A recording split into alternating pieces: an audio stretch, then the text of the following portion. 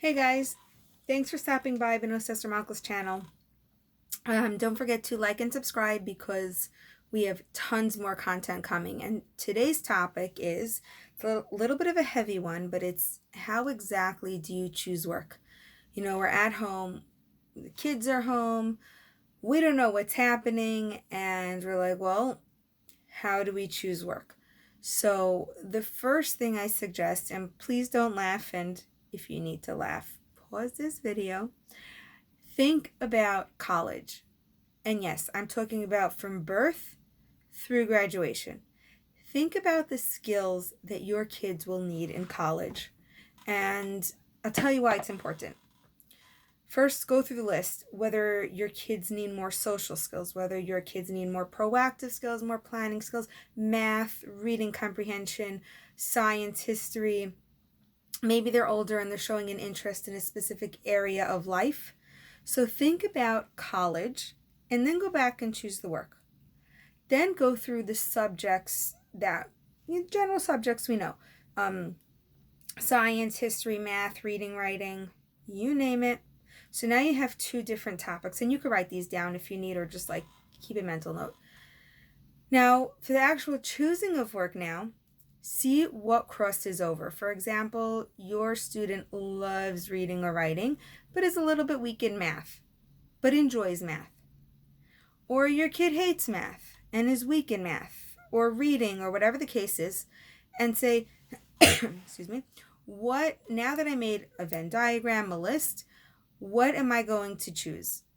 And let's stick with math, because math is a really big one. The SATs are all math-based, so you choose that every single day you're going to do math. At the same time, you know your kid loves science, and especially marine biology. Well, guess what, Mom? I guarantee you, in most schools, they are not citing marine biology. Print out a few articles and add that to your homeschool routine. So what we're doing is, number one, because you can take advantage, we're taking the areas where the kids struggle a little bit and we're boosting them. And number two, we're taking advantage of their interests and we're boosting that. And like I said, even though you give your toddler work, they're going to change every other day, but you're giving them, it's not about the work, it's about the inner passion. So once you have that list, and then the second list would be kind of, let's say your kid is an avid reader, you don't necessarily need to focus on reading, but again, that was, we agreed upon, an important skill, so you put the reading there just because you need the reading there.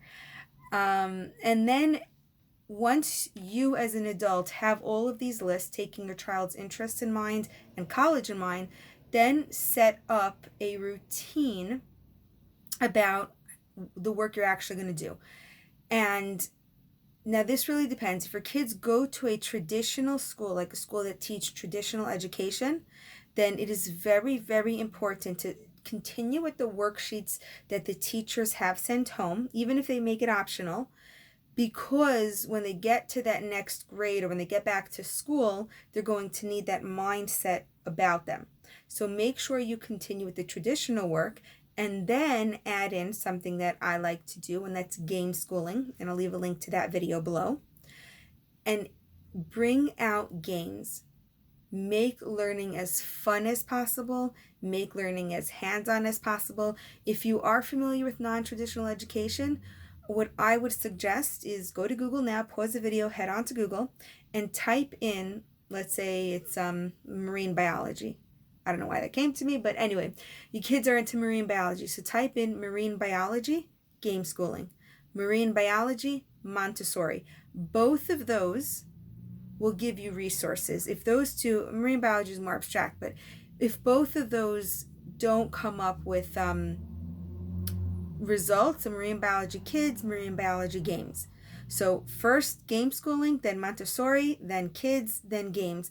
And what you want to do is not just say, oh, well, you're into marine biology, you like the aquarium, so we're going to sit down and read this book. No, you want them to say, oh my gosh, I only knew XYZ about animals. And did you just see that? Now there's this new information about animals.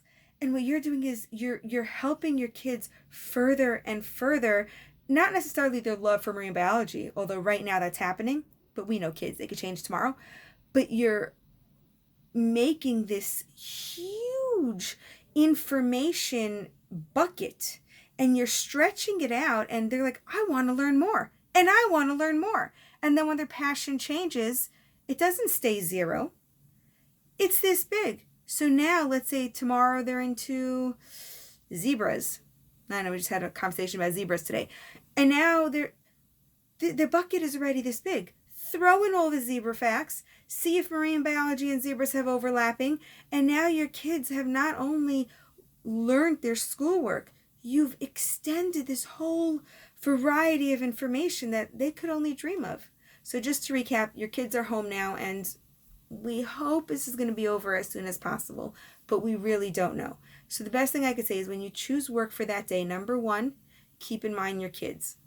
Keep in mind that they will be going back to school and they will be starting traditional schoolwork. So it is resuming, it is very important to not let them lose track of the traditional work. So if the teacher gives work, you do the teacher's work. Number two, because you have that possibility, include games and passion. Make sure your kid's passion stays alive.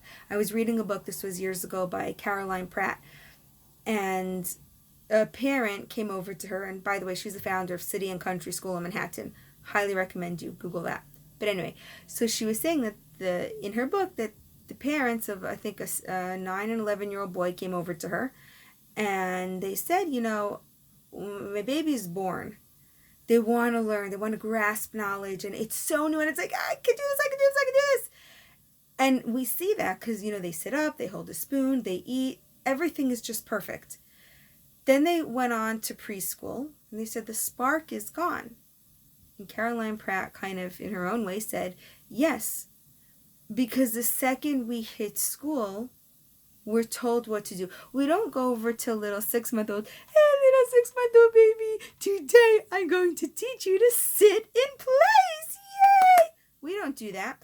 But yeah, the second a kid hits preschool, it's like, okay, class, today we're having circle time. Now, some kids like circle time. I'm not saying not. Some kids hate circle time. But your feelings don't matter. Your passion doesn't matter. And by the time they go in 1st, 2nd, 3rd, 4th, 5th grade, it's gone. So take advantage of the time you're home. Take advantage if you notice your child is a little bit, doesn't like a subject as much. And because of that, it causes, for example, I was terrible at math. And doing worksheets was like, ugh, again. But now as an adult, I'm actually teaching math through the Montessori method. And I'm like, ooh, this is fun. What else am I going to learn? And actually the passion in me is sparking a passion in my students. And I'm like, I can't believe you guys like math. So if your kids are lacking in a certain area or your kids have a passion in that area, take advantage of this time. Google fun ways to make learning hands-on, to make it real, and I guarantee not only are your kids going to have a new view on education, but back to how I introduced it, once they can say, ooh, I want to learn, and again, you can start this at 2, 10, all the way through college. If you can ignite that spark, because your future really starts in college. We get a job, we go on our whole life without adults start in college. So if you could start this learning passion now, take advantage, because college and beyond, you're going to open up so many doors that your kids never knew possible. If you like this video, don't forget to give me a thumbs up below. This way I'll get your feedback and know if you want more of this type of content. And don't forget to like and subscribe, just because I want to see you guys more often. Thank you so much for stopping by. Happy playing.